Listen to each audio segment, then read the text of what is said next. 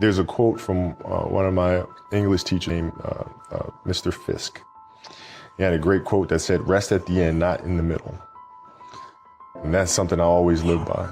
I'm not gonna rest, I'm gonna keep on pushing now. There are a lot of answers that I don't have, even questions that I don't have. But I'm just gonna keep going. I'm just gonna keep going, and I'll figure these things out as we go.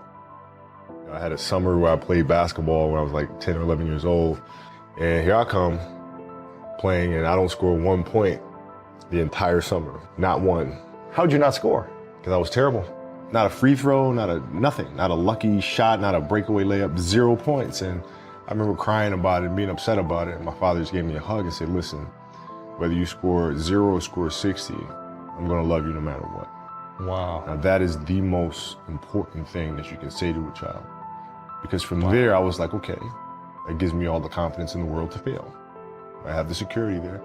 But to hell with that, I'm scoring 60. Let's go. Right. And from there, I just went to work. And I stayed with it. I kept practicing. I think that's when the idea of understanding a long-term view became important, because I wasn't going to catch these kids in a week. I wasn't going to catch them in a year, right? So that's when I sat down and said, okay, this is going to take some thought. I think the best way to prove your value is to work, is to learn, is to absorb, to be a sponge, right? But you always want to outwork your potential. You know, as hard as you believe you can work harder than that. I mean, you got to figure it out. If you really have an obsession to figure it out, you will figure it out, right? And every puzzle is constructed differently. Right? AI's situation when he came into the league was different than mine. Mike's situation in Chicago was different than mine. Right? Everybody has a different puzzle, man. You just got to figure out your own puzzle. You know, basketball for me was the most important thing. So everything I saw, whether it was TV shows, whether it was books I read, people I talked to, everything was done to try to learn how to become a better basketball player. Everything. And so when you have that point of view, then literally the world becomes your library to help you to become better at your craft. You're out running on a track, working out, and you start talking to yourself saying, man, my knee is really sore right now. Maybe I'm doing too much. Maybe I need to back off, you know. Man, my lungs are burning. Maybe I can just slow down here. I'll do like an extra 2 sets tomorrow. You know, it'll be okay. Yeah. Right? That sort of stuff. Yes. Like that stuff's dangerous. Yes. And that's when you just got to say, you know what? I'm not negotiating with myself. Yeah. The deal was already made. The deal was made when I set out at the beginning of the summer and said, this is the training plan I'm doing. I signed that contract with myself.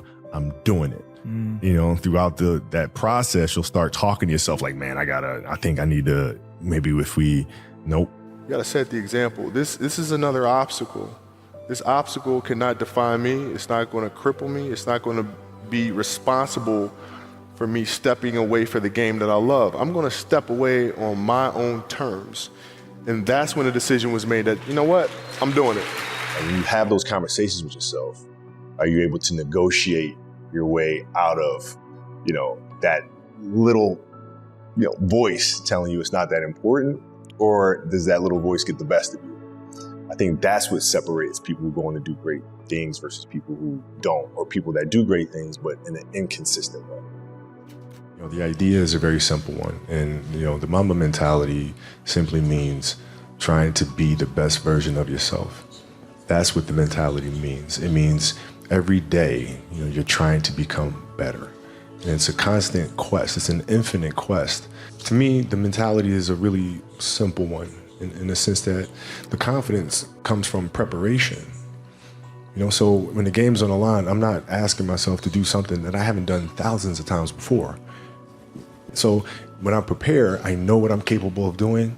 I know what I'm comfortable doing, and I know what I'm not comfortable doing. Just piece by piece, and it's the consistency of the work, which Monday, get better. Tuesday, get better. Wednesday, get better. And you do that over a period of time, you know, not like 1 month or 2 months. I mean, it's 3, 4, 5, 6, 7, 8, 9, 10 years. And then you can get to where you want to go. It's really just a journey of evolution every day. It's just constant improvement, constant curiosity, constantly getting better.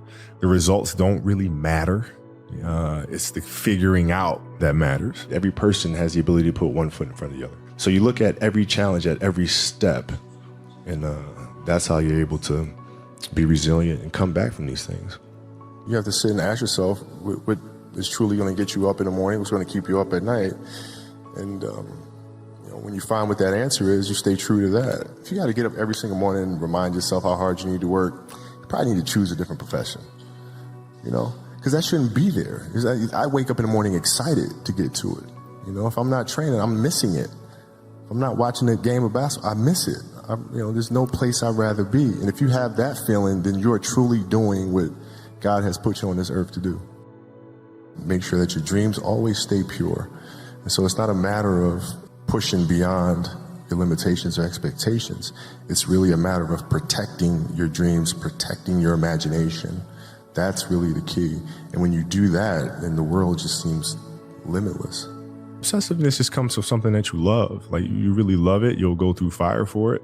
You'll go through the ups and downs with it, and you'll just keep at it because you love it so much, But what stays is, how do you use your passion and use that to inspire somebody else to create their passion? And then how can they pass that on to the next person? That is true success. The greatest fear that we face is ourselves, actually. I think it's not anything that's external or anything that's superficial. I think the greatest fear you face is yourself, because we all have dreams, and it's very scary sometimes to accept the dream that you have. And it's scarier still to say, okay, I want that. It's scary because you're afraid that if you put your heart and soul into it and you fail, then how are you going to feel about yourself, right? So being fearless means putting yourself out there and going for it.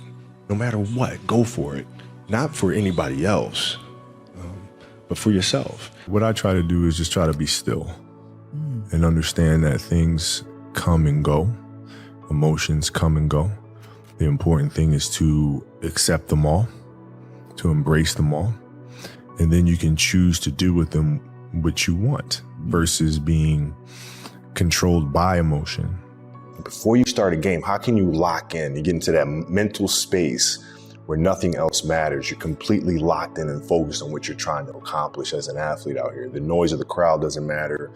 Whether the cheering or booing doesn't matter. You're just completely locked in. You have to dance beautifully in the box that you are comfortable dancing in.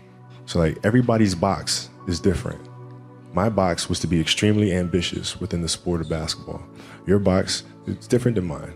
Right? Every kid here has their own box, but it doesn't mean that your box isn't as beautiful as mine. What are you comfortable being? What is it that you want to do with your life? And once you have that, then you try to live it to the best of your ability. I made a promise to myself from that day that I was going to work that hard every single day, so that when I do retire, I have no regrets. And that was the most important thing for me, is to leave no stone unturned, get better every single day.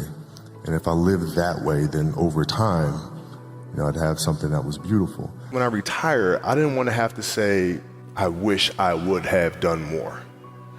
I don't want that. It's just a matter of what's important to you. And what's important to you, for whatever reason, I felt like I didn't feel good about myself if I wasn't doing everything I could to be the best version of myself. Mm-hmm. If I felt like I left anything on the table, it would eat away at me. I wouldn't be able to look myself in the mirror, right? So the reason why I can retire now and be completely comfortable about it, because I know that I've done everything I could to be the best basketball player I could be. Mm-hmm. Getting to know people on a personal level. What are their fears? What are their insecurities? Right? What are their dreams and ambitions, desires, those sorts of things? When you come to understand that about a person, then you can help them reach the best version of themselves. We work through this stuff together, and as a leader, you gotta be able to take the good with the bad, man. You can't just, because the ship's sinking, all of a sudden I'm gonna jump off and swim to another ship like that. You don't do that, right? You can win championships in front of everybody, then you could miss the playoffs in front of everybody. You gotta be able to take both sides of it.